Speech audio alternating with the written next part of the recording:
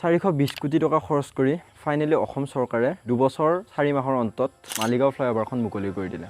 420 কোটিটোক আমি যদি ভালদৰে চাব যাওঁ যিমানখিনি পইচা খৰচ কৰি ইছৰোই চন্দ্ৰয়ান 3খন পঠালে তাতকে অলপ মানহে কমকৈ খৰচ হৈছে অসমৰ এই নীলাচল ফ্লাইঅভাৰখনত আজি অত দিনে আমি চাই আহি থকা মালিগাঁও জামৰ সমস্যাটো হয়তো সমাধান হ'ল কিন্তু তাৰ উপৰিও অসমত আৰু 99টা সমস্যা আছে যদি অসমত হাজাৰটা সমস্যা আছে এটা সমাধানহে হ'ল বাকি 999টা সমস্যা কিন্তু এতিয়াও সমাধান নাই আজিৰ ভিডিঅ'টোত মই অসমত নিৰ্মাণ হোৱা বা নিৰ্মাণ হ'বলগীয়া ফ্লাইঅভাৰসমূহ বা অসমত নিৰ্মাণ হ'বলগীয়া টোল গেটসমূহৰ ওপৰত কিছুমান কথা ক'ম বুলি ভাবিছো ভিডিঅ'টি শেষলৈকে চাই যাই থাকিব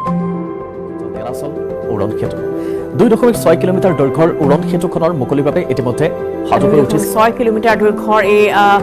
নীলাচল উৰণ সেতু ইতিমধ্যে মহানগৰবাসীৰ বাবে মুকলি কৰি দিছে মুখ্যমন্ত্ৰী ডক্টৰ হিমন্ত বিশ্ব শৰ্মাই মাজত মাথো আৰু এটা দিন মুকলি হ'ব বহু প্ৰতীক্ষিত মালিগাঁও উৰণ সেতু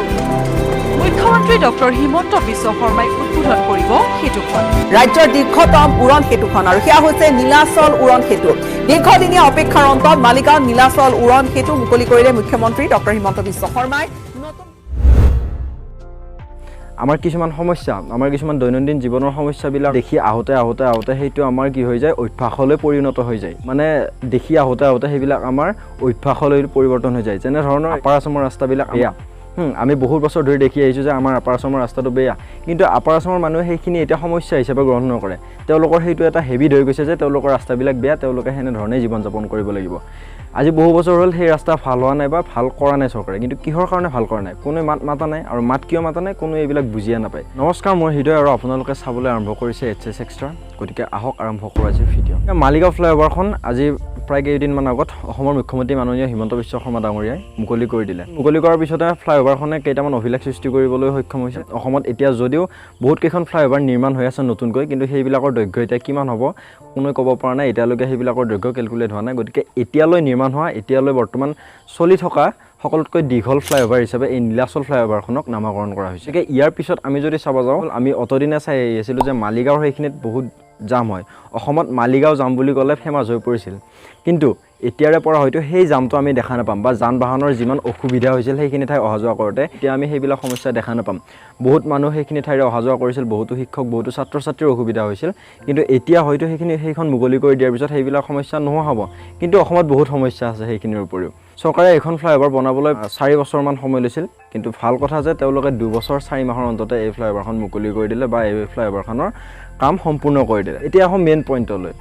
ফ্লাইঅভাৰখন মুকলি কৰিলে বাৰু ঠিকে আছে আমাৰ এটা সমস্যা নহ'ল কিন্তু বাকীবিলাক সমস্যা মই যদি বৰ্তমান অসমৰ টোল গেটৰ সংখ্যা ক'ব যাওঁ বৰ্তমান অসমত নেশ্যনেল হাইৱে অথৰিটি অফ ইণ্ডিয়াৰ আণ্ডাৰত প্ৰায় 9টা টোল গেট আছে এইবিলাকত নেকি আমি যদি 4 হুইলাৰ লৈ যাওঁ তেতিয়াহ'লে সেইবিলাকত কিবা এটা ফিজ দিব লাগে কিন্তু আমি হয়তো নাজানো যে এইবিলাক ফিজ আমি কিয় দিব লাগে টোল গেটৰ ফিজটো লোৱা হয় আমাৰ যিবিলাক হাইৱে আছে এক্সপ্ৰেছৱে আছে সেইবিলাকৰ কনষ্ট্ৰাকশ্যনৰ নামত আমাৰ টোল গেটৰ পৰা ফিজবিলাক লোৱা হয় যেতিয়া আমি টোল গেটটোত ফিজ দিওঁ সেই ফিজটো দিয়াৰ পিছত আমি যেতিয়া টোল গেটটো ক্ৰছ কৰি যাওঁ তাত আমাৰ কিছুমান ধৰি লওক টোল গেটটো ক্ৰছ কৰাৰ পিছত আমাৰ কিছুমান এক্সিডেণ্ট হ'ল বা কিবা এনেকুৱা ধৰণৰ আমাৰ